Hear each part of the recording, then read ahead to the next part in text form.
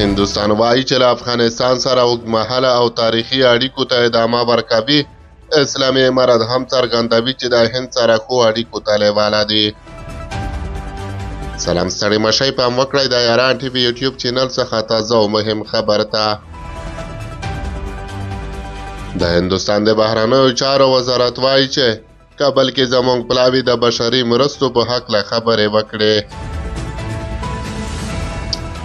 ښاغلي جایسوال د افغانستان لپاره د هندوستان د ځانګړي استازي د سفر په هکله ویلي چې هندوستان د افغانستان له خلکو سره تاریخي او تمدني اړیکې لري او دا اوږدمهاله اړیکې به د هندوستان د تګلارې او سیاست لارښوونکی وي. هغه په دې اړه زیاته کړې چې دغه پلاوی له پخواني ولسمشر حامد کرزي په افغانستان کې د ملګرو ملتونو د مرستندویه پلاوی له چارواکو او د افغان سوداګرو د ټولنې له غړو سره د هند د بشري مرستو په اړه هم خبرې وکړې او دغه راز یې د افغان سوداګرو لخوا د چابهار بندر د ګټې اخیستنې په اړه هم بحث وکړ.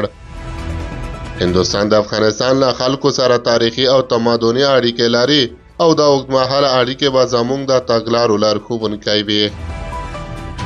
د هندوستان د بهرنیو چارو وزارت ویان دغه زیاتوي چې هندوستان د 2022 کال په جون میاشت کې په کابل کې خپل تخنیکي ماموریت پیل کړی دی. د افغانستان اسلامي امارت ویان هم د اسلامي امارت او هند ترمنځ اړیکې ښې بولي او وایي چې هندوستان د سیمې مهم هیواد دی او اسلامي امارت د افغانستان لپاره د هندوستان استازي ته د اقتصادي او سیاسي اړیکو د پراختیا د اسانتیاو د برابرولو ډاډ ورکوي.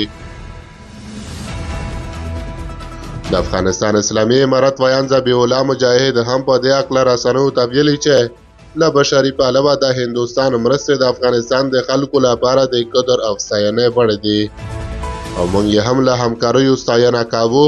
د هندوستان استازو ته هم ډاډ ورکړل شو چې هغوی کولی شي په دې برخه کې پرمختګ وکړي. بلخوا د سیاسي چارو یو شمېر شنونکي د افغانستان او هندوستان ترمنځ اړیکې مخینه ښه بولي او وایي چې د سرپرست حکومت او هند ترمنځ د سیاسي او اقتصادي اړیکو پراختیا د دواړو هیوادونو په ګټه ده. د اقتصادي چارو شنونکی معین ګل څمکنی وایي اوس چې افغانستان یو ځای ته رسېدلی چې امنیت یې تامین دی، کولی شي پانګونه وکړي او احتمالاً هغوی د امریکا په اشارې افغانستان ته راغلي او له اوسني حکومت سره خپلې اړیکې پراخوي.